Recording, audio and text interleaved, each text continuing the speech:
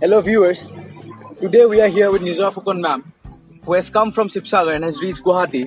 Her journey will take her to Delhi, where she will meet the President of India and put up a memorandum to talk about environmental concerns that are in and around Assam.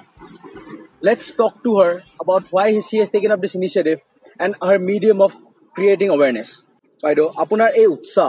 prokriti loi etu kitiar pra ahile aru etu jagroto keneke hole kini koka. নমস্কাৰ প্ৰথমে মই বৃক্ষবন্ধুৰ তৰফৰ পৰা সকলোকে হেউ সম্ভাষণ জনাইছো মই খেতিয়কৰ ছোৱালী খেতি কৰি ভাল পাওঁ প্ৰকৃতিক ভাল পাওঁ আৰু আমাৰ মই যেতিয়া ঘৰত নিজাকৈ এখন বাৰী কৰিছিলো গছপুলি ৰুইছিলো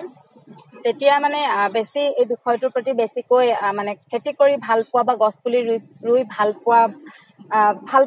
পোৱা হলো তাৰ পিছত আমাৰ বৃক্ষবন্ধু নামৰ এটা অনুষ্ঠান আছে পৰিৱেশ সুৰক্ষাৰ বৃক্ষবন্ধু অনুষ্ঠানটোৰ জৰিয়তে আমি যোৱা 5টা মাহত কেইটামান গছপুলি ৰুৱাৰ প্ৰকল্প কেইটামান কৰিলো বৃক্ষবন্ধু ফেচবুকৰ জৰিয়তে আমি গঠন কৰা এটা পৰিৱেশ সুৰক্ষাৰ অনুষ্ঠান এই অনুষ্ঠানটোলে সকলোৱে মানে যিসকল প্ৰকৃতি প্ৰেমী তেওঁলোকে অনুদান আগবঢ়ায় আমাৰ সৰুকৈ এটা গোট আছিল আৰু যেতিয়া আমি গছপুলি ৰুইছিলো তেতিয়া মোৰ অনুভৱ হৈছিল যে আমি এনেকৈ গছপুলি ৰুই আমি এনেকৈ স্বচ্ছতাৰ কাৰণে মানুহক সজাগ কৰি সৰু সৰু এলেকাত আমি কেতিয়াও জলবায়ু পৰিৱৰ্তন আৰু পৰিৱেশ প্ৰদূষণৰ সমস্যাটোৰ সৈতে যুঁজ দিব নোৱাৰো যিটো নেকি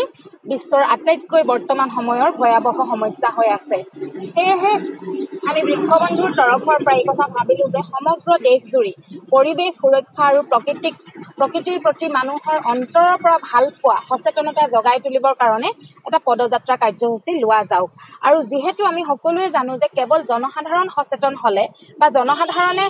উদ্যোগ ললে আমি কেতিয়াও পৰিৱেশ বচাব নোৱাৰো যেতিয়ালৈকে চৰকাৰে পৰিৱেশ প্ৰদূষণৰ কাৰকসমূহ বন্ধ নকৰে পৰিৱেশ প্ৰদূষণৰ যিমানবিলাক উপাদান আছে যিমানবিলাক ব্যৱস্থা আছে সেইবিলাক চৰকাৰীভাৱেহে বন্ধ কৰাৰ বা চৰকাৰে পদক্ষেপ ল'বই লাগিব জলবায়ু পৰিৱৰ্তনৰ পৰা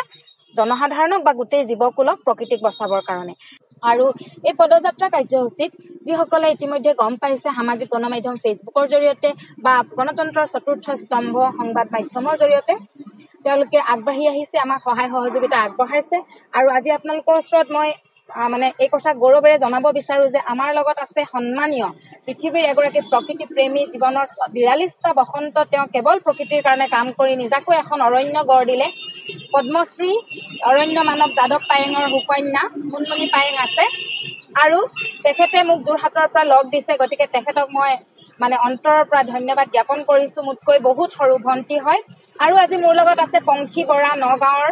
এগৰাকী পৰিৱেশ কৰ্মী নিজাকৈ 400 গছ পুলি ৰুই তুলিতালি ডাঙৰ দীঘল কৰাৰ কাৰণে গ্ৰীণ ইণ্ডিয়া চেলেঞ্জ নামৰ অনুষ্ঠানটোৰ পৰা পৰিৱেশ সুৰক্ষা অনুষ্ঠানটোৰ পৰা এখন মানপত্ৰ তেখেতে লাভ কৰিছিল সন্মানীয় আমাৰ ৰাষ্ট্ৰপতি কালাম মহোদয়ৰ পৰা গতিকে আজি মই খুবেই সুখী আৰু এই যাত্ৰাটো কেৱল বৃক্ষবন্ধুৰ এগৰাকী ছোৱালীৰ বা এগৰাকী মহিলাৰ আমাৰ কেইগৰাকী মানৰ যাত্ৰা নহয় এই যাত্ৰাটো হৈছে সমগ্ৰ ভাৰতবৰ্ষৰ প্ৰতিজন শিশু প্ৰতিগৰাকী বৃদ্ধা প্ৰতিজন বৃদ্ধ প্ৰতিজন ছাত্ৰ প্ৰত্যেকৰে কাৰণে যাত্ৰা আৰু বায়ু পানী মাটি বচোৱাৰ কাৰণে এই পদযাত্ৰা গতিকে আমি আশা ৰাখিছো যে 2020 চনৰ মাৰ্চ মাহৰ 10 তাৰিখ মানে আমি উপস্থিত হ'মগৈ নতুন দিল্লী আৰু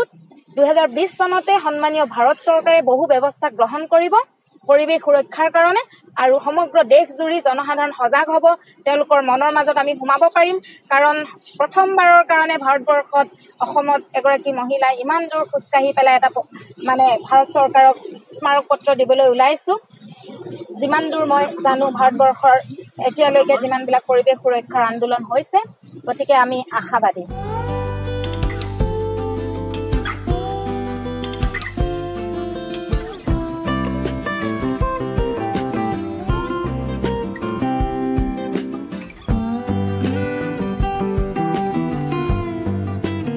প্ৰতিদিনে কিমান কিলোমিটাৰ খোজকাঢ়িম বুলি ভাবিছে প্ৰতিদিনে ন্যূনতম 30 কিলোমিটাৰ লক্ষ্য ৰাখিছো কিন্তু কেতিয়াবা বাঢ়িছেও 36 কিলোমিটাৰ 35 কেতিয়াবা কমিছেও 28 কিলোমিটাৰ তেনেকৈ আৰু এই মেমৰেণ্ডাম সঞ্চালকালয় স্মৃতি পত্ৰ সেইখনৰ কথা কিবা তাতে কি লিখা তাত বিশেষকৈ আমি বৃক্ষবন্ধুৰ তৰফৰ পৰা 7টা দাবী ৰাখিছো, কিন্তু এই 7টা দাবীৰ লগত আৰু আমি সংযোগ কৰিম, কাৰণ অসমৰ আটাইসকল আমাৰ সকলোৰে সন্মানীয় অৰণ্য মানৱ যাদৱ পায়েং দদাইদেউৰ পৰা আমি পৰামৰ্শ ল'ম। আৰু বিভিন্ন ধৰণৰ আৰু ক্ষেত্ৰত বিশেষকৈ মই উল্লেখ কৰিব লাগিব যে গ্ৰীণ গাৰ্ড নেচাৰ নামৰ পৰিৱেশ সুৰক্ষা অনুষ্ঠানটোৰ এগৰাকী সক্ৰিয় কৰ্মী আৰু পৃথিৱীৰ সকলোৰে পৰিচিত মানে অসম গৌৰৱ এগৰাকী সন্তান ঋতুৰাজ ফুকন দাদা। তেখেতে বহুত ক্ষেত্ৰত মোক দিহা পৰামৰ্শ দি সহায় কৰিছে আৰু তেওঁলোকৰ পৰামৰ্শ লৈ পেলাই এই মেমৰেণ্ডামখন আমি ফাইনেলখন দিল্লী পোৱাৰ আগত, যিহেতু দীঘলীয়া যাত্ৰা 3 মাহ, আমি প্ৰস্তুত কৰিম। কিন্তু আমাৰ 7টা দাবীৰ ভিতৰত মই জনাব বিচাৰিছো, প্ৰথম দাবীটো হৈছে আমাৰ ভাৰতবৰ্ষত সাংবিধানিকভাৱে এখন আইন কৰিব লাগে, প্ৰকৃতিৰ অধিকাৰ আইন। প্ৰকৃতিৰ অধিকাৰ আইনে প্ৰকৃতিৰ মানে জীৱ জন্তুৰ পৰা চৰাই চিৰিকটি, পাহাৰ নদী, গোটেই প্ৰকৃতিৰ আটাইবিলাক উপাদান, জৈৱ বৈচিত্ৰ্যৰ আটাইবিলাক উপাদান সামৰি ল'ব। সকলোৰে অধিকাৰ আছে, প্ৰাকৃতিকভাৱে অৱস্থিতি থকাৰ অধিকাৰ আছে। তাত আমি উন্নয়নৰ কাৰণে বা আমাৰ নিজৰ স্বাৰ্থৰ কাৰণে আমি সেই প্ৰাকৃতিক অৱস্থিতিটো বিনাশ কৰিব নোৱাৰো। দ্বিতীয়তে, যিহেতু ভাৰতবৰ্ষৰ উত্তৰ পূৰ্বাঞ্চল হৈছে জৈৱ বৈচিত্ৰ্যৰ মানে ৰম্যভূমি হয়, এটা হটস্পট হয়, আটাইবিলাক পৰিৱেশীয় উপাদান আছে। গতিকে আৰু যিহেতু আমাৰ প্ৰাথমিক পৰ্যায়ৰ পৰা স্নাতক পৰ্যায়লৈকে আমাৰ এটা বিষয় আছে পৰিৱেশ অধ্যয়ন, কিন্তু পিছৰ পৰ্যায়লৈ স্নাতকোত্তৰত নাই বা গৱেষণা কৰিবৰ কাৰণে নাই। সেইকাৰণে আমি এটা দাবী উত্থাপন কৰিছো যে উত্তৰ পূৰ্বাঞ্চলত বিশেষকৈ অসমত এখন পৰিৱেশ বিশ্ববিদ্যালয় ভাৰত চৰকাৰ আৰু অসম চৰকাৰ উভয়ে লগ লাগি অতি সোনকালে প্ৰতিষ্ঠা কৰক। তাৰপিছতে আৰু এটা দাবী হৈছে যে ইতিমধ্যে স্বাধীনতাৰ আগতেও বা স্বাধীনতাৰ পিছৰ পৰাও ভাৰতবৰ্ষত বহুতো পৰিৱেশ সুৰক্ষাৰ আইন আছে। সেই আইনসমূহ হাতে কামে কিন্তু প্ৰয়োগ হোৱা নাই। গতিকে আমাৰ দাবী যে সেই আইনসমূহ হাতে কামে প্ৰয়োগ হওক, জনসাধাৰণৰ মাজলৈ লৈ যাওক। কিছুমান মানুহে আজিও সজাগ নহয়, আইনসমূহৰ বিষয়ে নাজানে। যেতিয়া আইন নাজানিব তেতিয়া ভংগ হৈয়ে থাকিব। সেইকাৰণে সেই আইনসমূহৰ সফল প্ৰয়োগ হওক। আৰু আমি দাবী ৰাখিছো যে একোখন বনাঞ্চলত বনৰক্ষী বিভাগ আছে, কিন্তু পৰিৱেশ সুৰক্ষা এটা বাহিনী নাই। গতিকে আমি এটা এনভাইৰনমেণ্টেল ছিকিউৰিটি ফ'ৰ্চ এটা আমি গঠন কৰিবৰ কাৰণে চৰকাৰক দাবী জনাম। তাৰপিছতে যিমানবিলাক এতিয়ালৈকে প্লাষ্টিক আৰু পলিথিনৰ সামগ্ৰী আছে, আমাৰ সেইটো এটা অন্যতম প্ৰধান দাবী যে কেৱল স্বাস্থ্য বিভাগত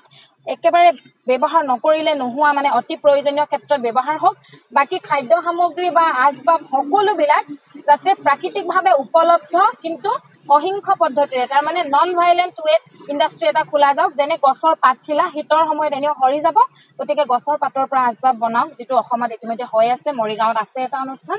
সেইটো এটা দাবী। আৰু আমাৰ যিহেতু জীৱন ধাৰণৰ প্ৰণালীটো জলবায়ু ভিত্তিক বা প্ৰাকৃতিক সম্পদৰ ওপৰত নিৰ্ভৰশীল, গতিকে প্ৰাকৃতিক সম্পদ আমি ব্যৱহাৰ কৰিম আচবাব বনাবৰ কাৰণে বা ঘৰ দুৱাৰ সাজিবৰ কাৰণে, কিন্তু তাৰ লগে লগে সেই প্ৰাকৃতিক সম্পদ বিশেষকৈ কাঠনিসমূহ কৃষি পদ্ধতি হিচাপে ভাৰত চৰকাৰে ব্যৱস্থা গ্ৰহণ কৰক।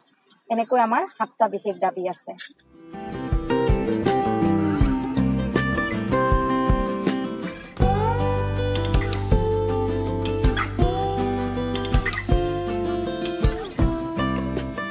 Tying the tricolor on her head, with pride on her steps, she marches forward. Nizora Fugon is an inspiring story. She has already covered more than 350 kilometers, but she's been tireless and unrelenting. She has taken the media of walking to raise awareness. In today's time where environment is a concern throughout India, her cause is a noble one, which will put forward the scenario throughout India, especially to Delhi.